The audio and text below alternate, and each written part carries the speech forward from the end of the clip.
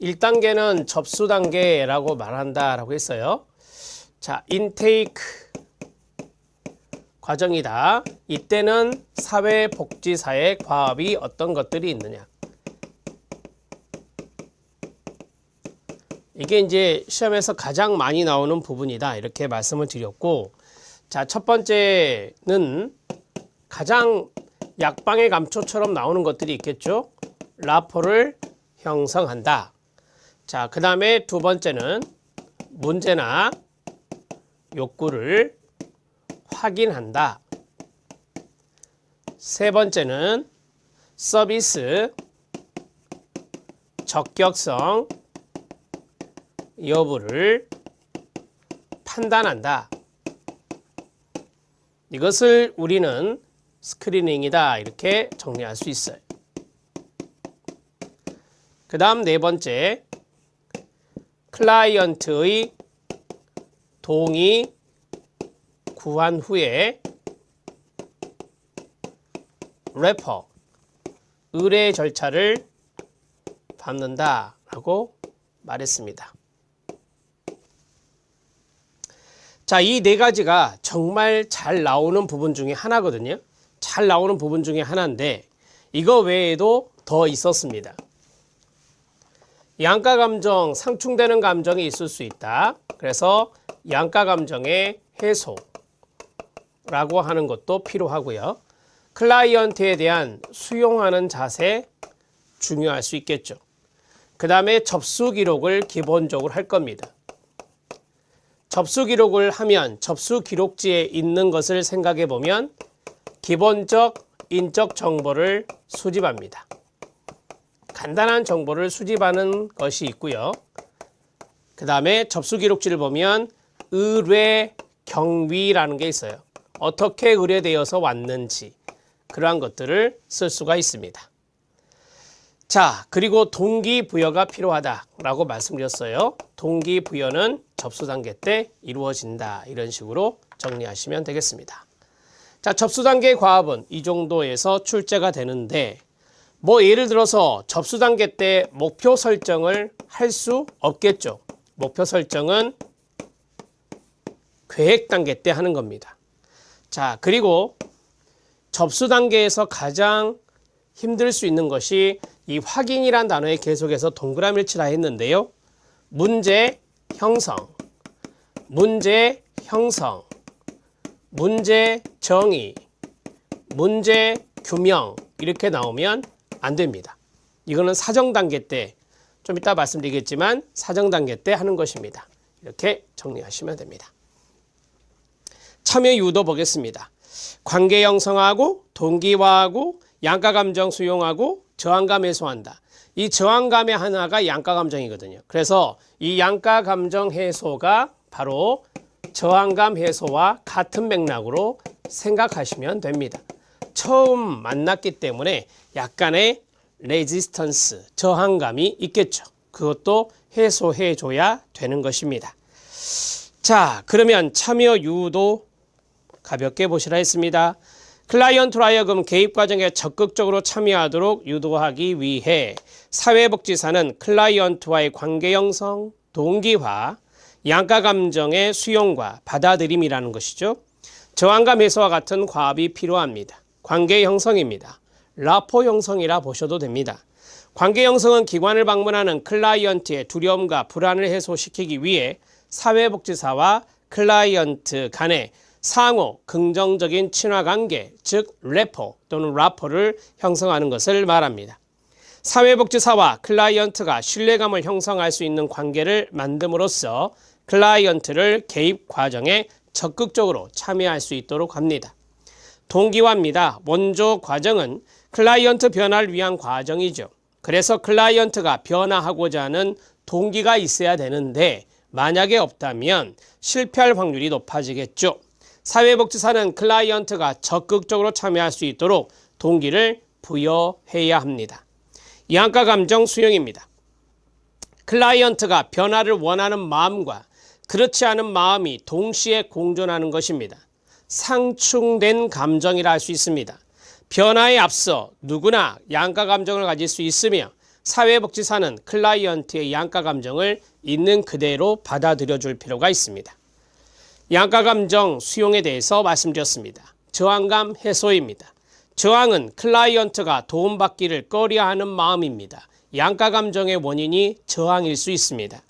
변화에 대한 두려움과 또한 변화가 불가능하리라는 생각에서 기인하는데 원조 과정의 비협조적인 태도 등으로 표현될 수 있습니다. 자, 그러한 것들을 해소해주는 작업이 필요하겠죠. 기출문제 확인학습에 보면 접수 양식 초기 면접지가 나왔습니다. 제가 앞에서 말씀드렸던 인테이크 쉿입니다. 접수 내용을 기록하는 양식을 초기 면접지라고 하며 대부분의 기관에 양식이 있습니다. 그 다음에 접수 목적에 따라서 양식이 결정되는데요. 기본 정보 쓴다고 제가 말씀드렸습니다. 클라이언트의 이름, 성별, 나이, 결혼 상태, 주소, 연락처, 직업, 교육 정도, 종교, 소득 수준 등을 간단하게 적습니다. 주요 문제입니다. 자, 여기 보시면 문제를 확인한다라고 했었죠. 접수 기록에 그것을 쓰면서 확인하는 것입니다. 클라이언트가 사회복지사의 도움을 청하게 된 문제가 언제 발생되어 어떤 과정에서 지속되어 왔는가에 대한 내용입니다. 기관에 오게 된 동기가 있습니다. 그게 바로 의뢰되어 왔다면 의뢰 경위를 파악할 수 있을 겁니다. 기관을 알게 된 경위, 소개한 사람이 누구인지, 타 기관에서 의뢰된 것인지에 관한 내용을 적는 겁니다. 의뢰 이유입니다. 클라이언트 스스로 방문한 것이 아니라 의뢰되어 방문한 것일 때 의뢰서를 확인할 수 있겠습니다. 이전에 사회복지 서비스 수혜 경험, 이걸 수혜 이력이라 하거든요. 수혜 이력도 접수 기록지에 쓸 수 있겠죠. 이전에 같은 문제 또는 다른 문제로 사회복지기관을 방문한 적이 있는지, 어느 기관에서 어떤 서비스를 받았는지 등의 내용을 적을 수 있습니다. 기본적인 가족관계도 적을 수 있습니다. 현재 동거 중인 핵가족을 중심으로 가족원의 이름, 나이, 직업, 교육 정도, 클라이언트의 관계 양상, 클라이언트와의 관계 양상 등 이러한 가족과의 관계도 쓸 수가 있습니다. 자, 여기까지가 바로 이제 접수 단계에서 좀 중요한 포인트들이다라고 말할 수 있고요. 그 밑에 실력 따지기는 별개입니다. 어떻게 별개냐? 여기서 중요한 것은 비자발적 클라이언트에 대한 내용입니다. 비자발적 클라이언트를 가로로 묶어주시기 바랍니다. 비자발적 클라이언트와 클라이언트의 적대적 행동 다루기 등입니다. 되게 비자발적 클라이언트는 자기 스스로 온 게 아니라 법적 위임에 의해서 찾아오게 된 클라이언트를 우리가 보통 비자발적 클라이언트라고 많이 말을 합니다. 예를 하나 든다면 법원에서 사회봉사 명령을 받은 사람들이 많이 있습니다.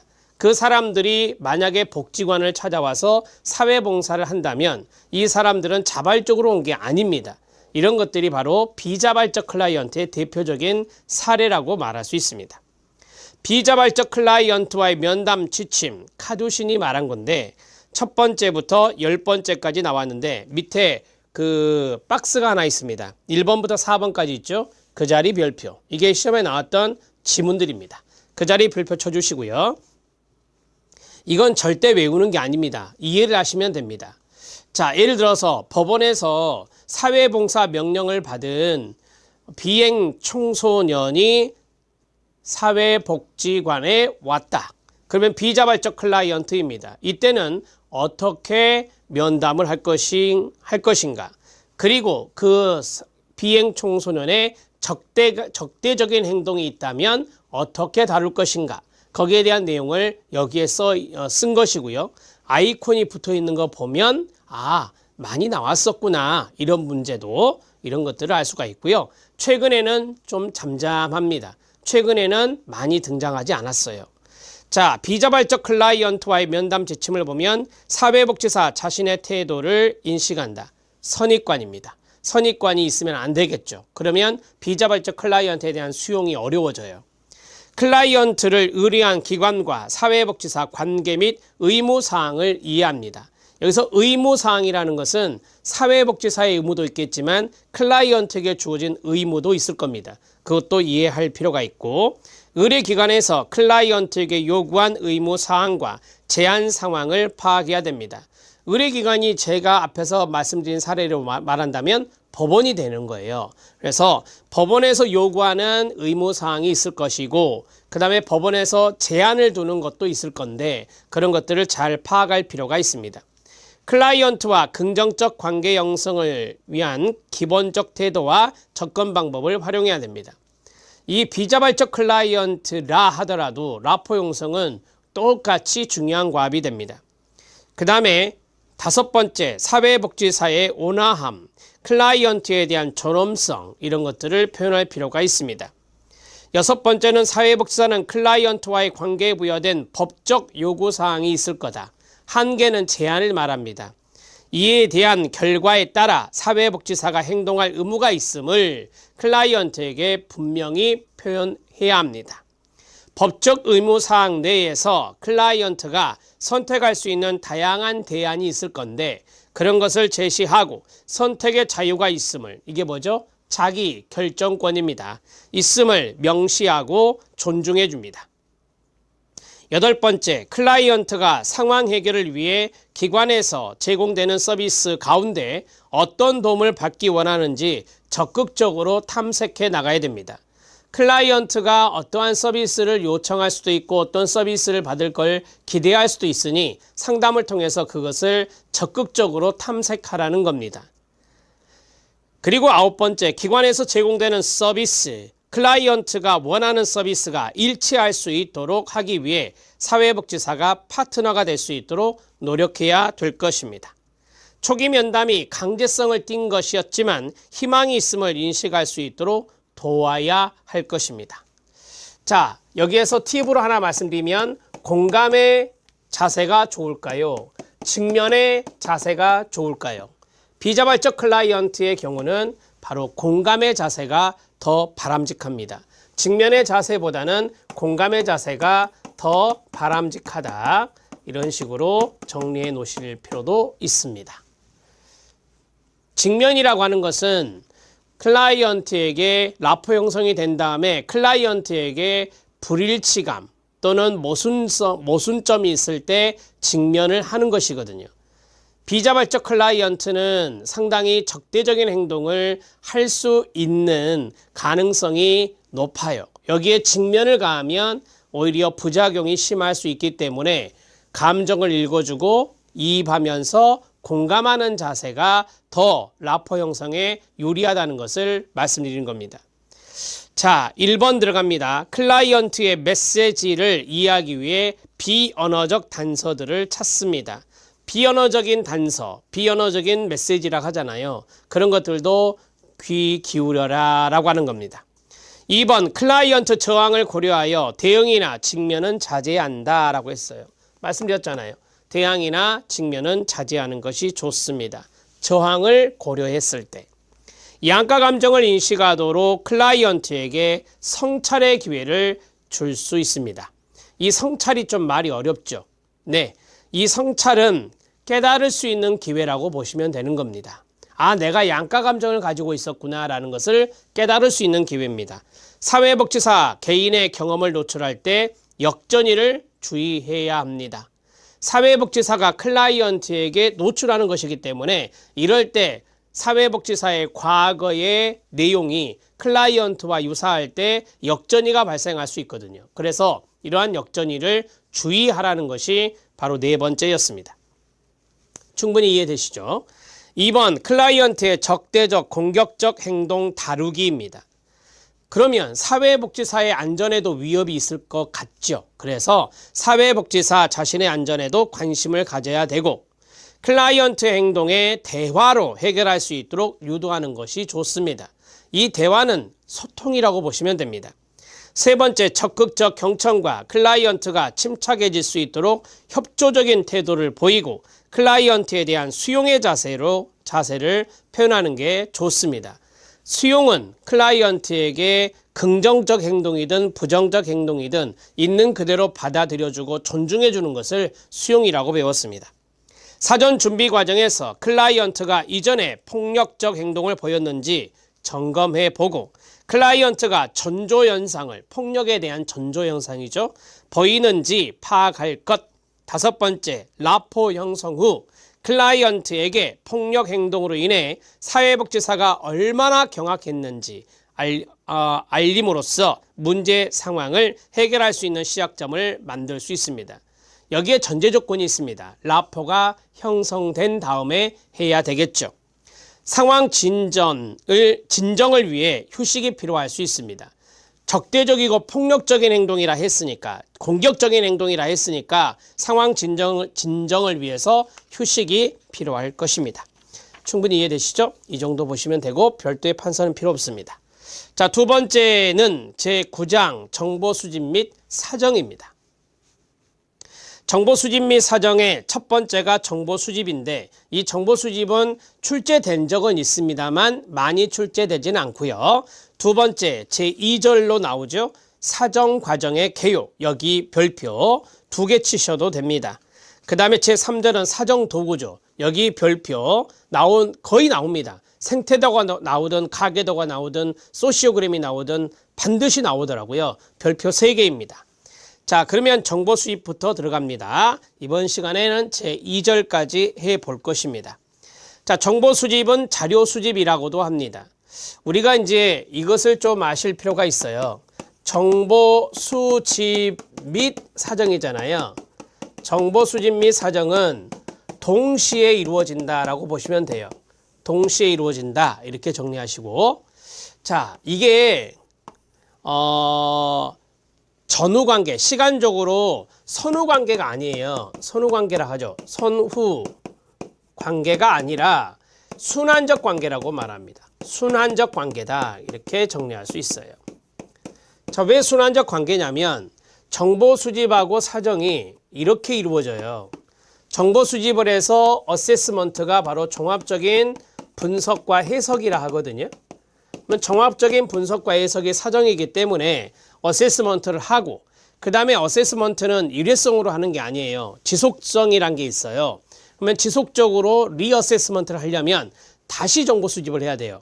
다시 정보 수집을 해서 리어세스먼트를 해야 되거든요. 그래서 이렇게 왔다가 이렇게 돌아가는 바로 순환적인 과정이다 이렇게 보시면 되는 거예요. 자, 그러면 정보 수집부터 차분하게 들어갑니다. 3번에 밑줄 쳐져 있죠. 그 자리 별표 하나만요.